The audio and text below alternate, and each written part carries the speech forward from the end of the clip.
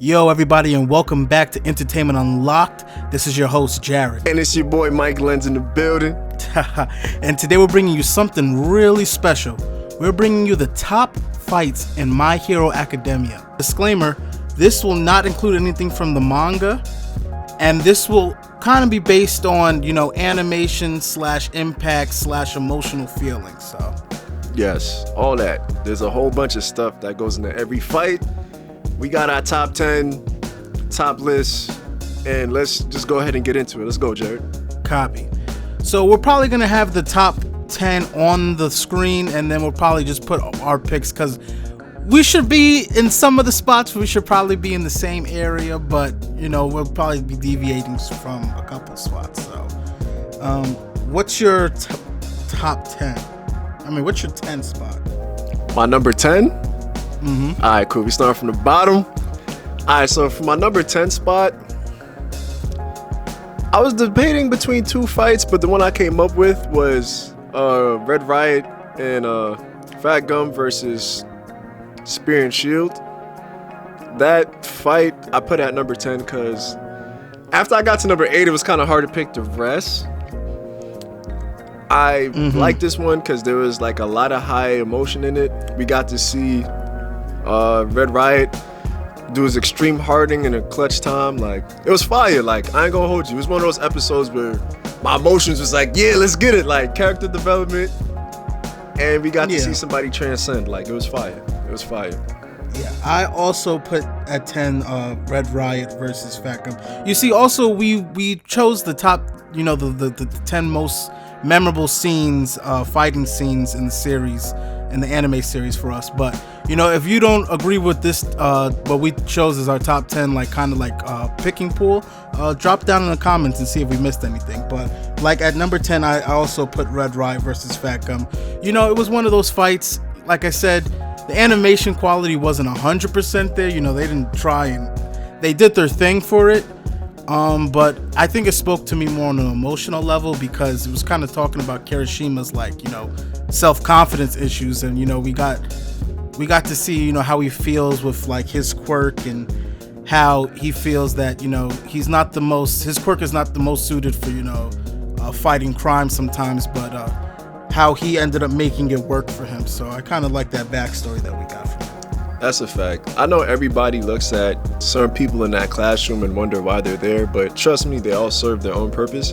And the reason why I thought this episode was fire, piggybacking off what Jay said, we got to see him grow. He had self-confidence issues. We got the flashbacks to connect the dots. I didn't even know his hair was black before. When I saw that flashback, I was like, yo, who's this? But and we've all come to a point in our lives where, sometimes we look at ourselves and I think we need a little, in order to change our lives, maybe sometimes we have to change something about ourselves. Exactly. Not always, but, sometimes you need a little revamp in your life. So that's a fact. So this episode spoke to me on a couple levels, but yeah, it's still number 10 though, which is the crazy part. Yes. Yeah, so moving on to number 9 though. Okay. What do you have at number 9? Okay. At number 9, I got Stain versus the UA students. Now, some people probably would put this a little bit higher, but I was rewatching this fight, and I like the fact that this is one of the first moments that Deku actually has experience with a real villain. And I know this is kind of an important time, and I know Stain even has importance into the story today. But I love this character Stain, but in terms of the fight, I thought it was a well animated fight, and it was well choreographed. The music was great, but I just feel like I'm taking some points away because Deku or none of the other students were fighting the fight by themselves. It was a joint effort, so I kind of had to push. I hear you. Probably gonna get some shit for this. I hear you. It's just, when I look at that episode, right? Stain is like a staple, right? Sure. And he was a savage. He's one of the most savage villains that I actually liked. Pure savage, but I actually like you. And granted, he was a hero killer and he killed Ida's brother. You know what I'm saying? But we got to see immediate character development in him in the matter of 2 episodes. Deku. Wait, is that your number 9? No, that's not my number 9. I was just talking about it, but my fault. Let me just go to my number 9. My number 9 is All Might versus Nomu. Whoa, okay, all right. I know a lot of people was like, bro, how's that not in your top 5? My thing is, like, so this was a crazy episode, a great way to end like that first season. Hooked me in. I'm here for the ride. Let's go. Like, there's not a lot of anime where you see one of the main heroes, the number 1 hero, everybody idolizes, having such a weakness and a drawback to the point where he can only fight for an hour now a day after this fight, which is crazy to think about. But my thing is, like, there's other fights in the series that tug on my heartstrings emotionally, have me connected in other, because at this point I wasn't as invested in All Might as I am now in the series, and the more I got invested into characters as the season progressed, certain fights meant a lot more than it did. I have some I would like to piggyback off that, but of course my I put this little bit that higher in the list, so when it comes to that I'll add on to that. All right, cool. So number 8 for you. My number 8. All right. I know some people have this higher. I know people argue like this is more of a moment, but it was in the midst of a fight. But I put Lemillion fighting Overhaul. Whoa, wow. You are just taking a big dump on my my list. Okay. Nah, I have it at number 8 because, like, it's hard for me to say because, like, legit, that episode, like, it hit me, bro. It hit me like, yo, this dude, because everybody had that thought in their head. Legit, they're calling him the number 1 hero if he goes professional today. And for him to, first off, he watched like 3 villains by himself. The only way they could stop him, by taking away his power. When he lost his power, the goosebumps I felt was crazy. I was so mad because in my head I'm thinking, like, if you just let her get shot, this whole thing is over. It's kiboshed. It's done for. You know what I'm saying? Yeah. But we know, like, the writers do this so we could feel sad, and pretty much this is number 8 because there's other fights, like I said, like, that tug on my heartstrings a lot more. Like, this one obviously is above All Might versus Nomu. Gotcha. So for my number 8, I'm gonna have Todoroki versus Deku. What? And yeah, I know this. What? I know this may be a little bit, but here, listen to this. So I think this was a great scene. This was a great scene. It was animated beautifully. When I first saw it, I was just amazed by the battle. It was one of those fights that you just had to keep watching it on over and over again. And then when Crunchyroll released it on YouTube, you're like, oh snap! Well, then I'm just gonna keep watching it again. But it's hard to say this is not higher on the list, only because the other things either hit me more or I thought looked just as good. So it's not as much as this is worse than the other scenes further on the list, but more effective. The other scenes, like, I kind of picked a more emotional feeling to them. Gotcha. So Todoroki versus Deku has great scene. Like, this was, I wish I could just rearrange it, but it has nothing to do with that. I don't like it as much as the others. It's just that I felt a little bit something else more with the other ones in the further list. I mean, hey man, it's your opinion. I think you're on crack cocaine. But it's cool though. I'm about to give that flack, like, oh my god, this guy's canceled. Nah. Alright, so what do you pick for number 7? So number 7, I have All Might versus the Nomu. And this is higher on the list just because this was the moment I was like, yeah, this is a series I'm sticking with. I respect it. My number 7 is Stain versus the UA students. Cause okay. Yeah, like I said, like Stain is a staple, bro. That fight, there's only so many moments when you watch it and like it's like you forget that it's a cartoon for a second. Like, yeah, that fight was crazy, man. And then on top of that, the way it ended with Ida's burst and Deku's punch, True. it was perfect. Like it was fire. It was fire. Good scene. Not number 7 though, but okay, good scene. Yeah, man. Oh, so number 6. What is that? Oh, my number 6? Alright, so I know for a fact I'm gonna get some slack for this. My number 6 is Overhaul versus Deku. Wow. Okay. I ain't gonna lie. That's I'm the same way, but you explain first. Oh, for real? I thought you would have had it like top 3 or something. The way you love that fight. No, I have it number 6. Wow. Nah, like honestly, like that fight was crazy. And yo, the studio that handled the animations this season, yo, like yo, I have to tip my hat to you. And it's crazy because like a lot of the episodes that I have higher than this, it's legit down to a moment that just gave me goosebumps. That one punch, that one ultimate move, that line, the writing right before, you know what I'm saying? That ultimate cataclysm. Yeah. Like it was the staple in the end of that arc. Beautiful way to end it. I just have it at number 6 because it gave me chills still, and I still thought they did a great job. But it's my number 6 on my list. And what about you? Yeah. So it's number 6 on my list the same way, is because a lot of the times in My Hero, like you said, there's certain moments, there's a lot of moments, and there's not straight fights, but this was a straight fight that lasted like the whole, like an episode worth. So animation quality is like a 20 out of 10. Like you can't knock the studio for just giving it 120% on this animation, so shout out to them.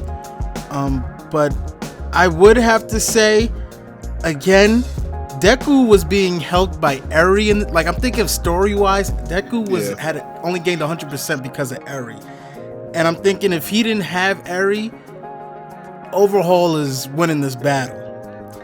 And that's what happened in the story, but I'm just thinking, like, if Deku was by himself, I want Deku to be the hero that All Might was. You know, that's what this story is getting up to. Deku becomes the number 1 hero. Okay. So what do you have for your number 5?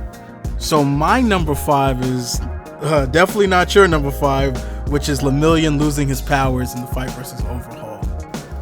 That's great. And I'm gonna put it there because Lemillion, I always say to the people that we don't deserve Lemillion. Like, the story doesn't deserve Lemillion as a character. He was the number 1 student in UA, which UA is the number 1 school in this world that we have. It's the pinnacle of hero schools. So he's basically the number 1 student in this country. So there's so much expectation, and then he's not even drawn as like, you know, he's a cocky character. He's a genuinely nice character. It was just a lot of feeling to it. In a cinematic way, how it was shot, I wish it could have been shot better, but I thought that the emotion that I got with him losing his powers, I just thought I had to put it in the top 5. I respect that. Honestly, I respect it. Like, when it comes to Lemillion, there's such a huge emotional toll to that episode that even if somebody had it in their top 3, like, I'm not even gonna argue with you. Like, for real. But for my top 5, ironically, mine is Todoroki versus Deku.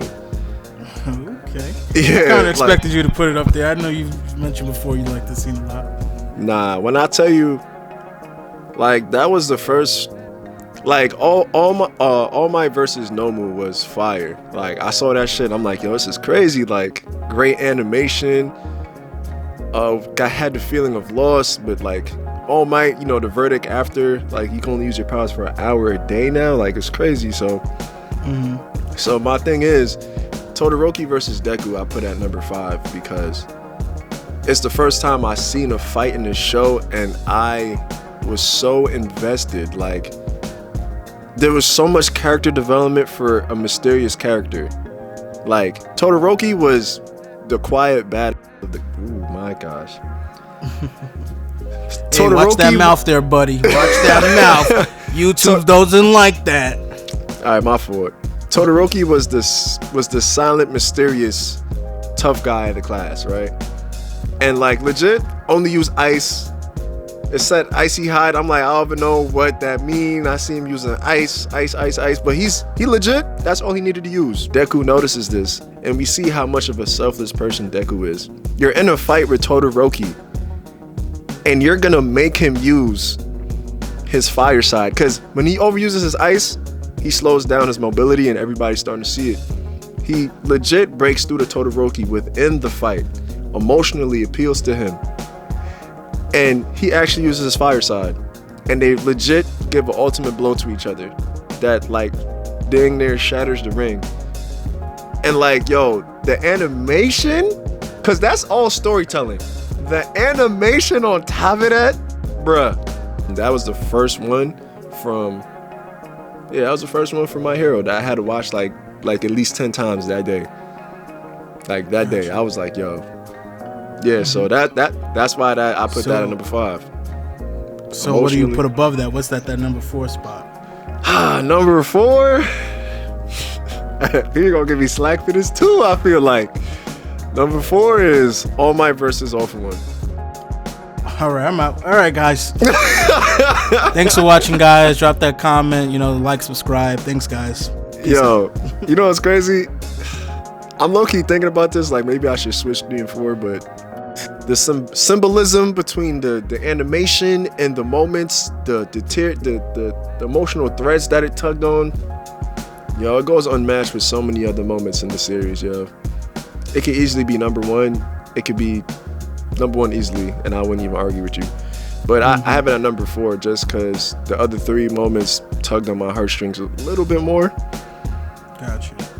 But yeah, it's at my number 4. What about you? My number 4 is Deku versus Muscular. And this is my number 4 spot just because this was beautifully animated, just like the rest of the scenes. Yes. And also, this was like Deku's first win. So Deku versus Muscular is Deku's first fight where he wins 1v1, no help, against a real villain, like 100%. This guy, Muscular, is a criminal. He's professional. Even in the future, they mentioned how Muscular was a valuable asset to the League of Villains. I feel you. That's a good choice, bro. I'm not even gonna lie to you. But what you got for number 3? Okay, number 3, I have Deku versus Bakugo. And Deku, the reason why I put this here is the top 2, to me, the top 2 is solidified. If you can kind of already guess which one is in my top 2. But Deku versus Bakugo, what else could you want? This was actually a fight that I gotta admit is probably one of the best. It has the best choreography of any My Hero fight.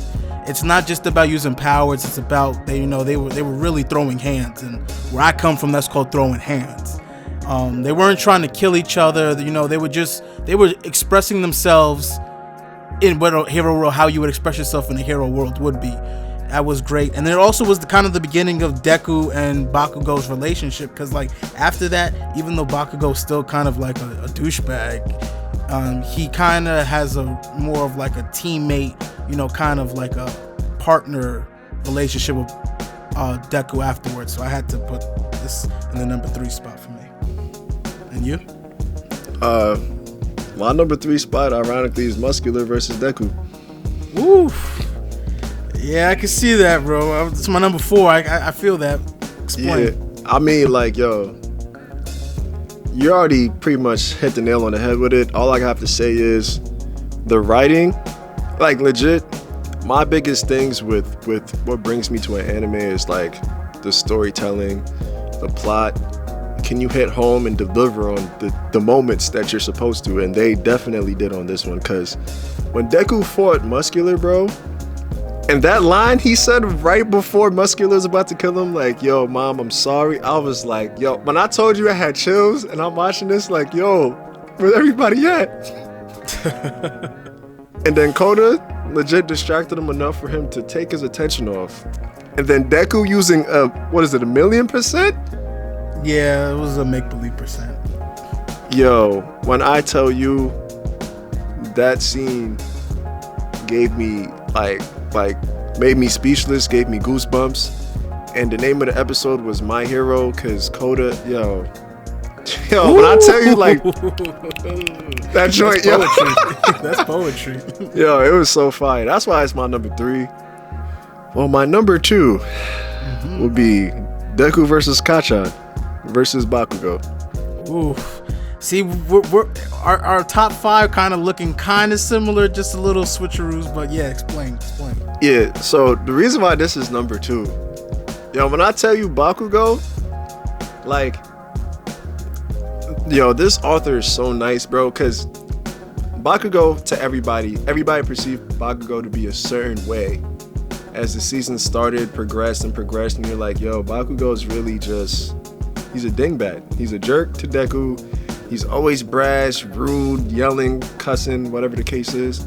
When Bakugo was expressing his true deep down emotions, I was like, it really touched me, because this whole time it's been eating at him that nobody knew. It's like, I'm the reason why All Might lost his powers. And I'm like, yo, that's right. And it's crazy because it was eating at his conscience and nobody knew. And nobody will ever know, because nobody can see past his harsh exterior. But now we understand that. And on top of that, he was mad at the fact that All Might was his favorite hero. That's as he sees it. That's my favorite hero. That's my idol. That's my icon. Why did he pick you? The kid that had no powers. That's always willing to stand up. And Deku legit understands his harsh feedback even more now. Before, Deku was optimistic and will always have love for Bakugo, but now he truly understands it's coming from a good place. Because I know he had doubt before, but now he knows, like, yo, like, legit, like, you low-key like my right-hand man, bro. And I love it. I dead love it. I love Bakugo. He's like my favorite character now. I feel you. Yeah, but that's my number 2. So what's your number 2? So my number 2 is All Might versus All for One, and like, this is a and like just like everything on this list, like this series does so well with these pinnacle moments in the series, but well animated. You know, it meant, but I had to put this at number 2 because it kind of meant so much for the series. All Might is literally the pinnacle of heroes in this story. He's the number 1. Nobody can touch him. He was like, even the number 2, there was a giant gap between skills between number 2 and number 1. And after the All Might versus All for One, All Might is stepped down. There's no going back into his buff mode where he saves the day, or hey, he can at least attribute he's finished. And I think this means so much for the story because, you know, now, even in the story now, there's a big void that needs to be filled with this number 1 spot. Imagine in One Piece, Kaido and Big Mom fought in like East Blue arc, like. Yeah, that would be crazy.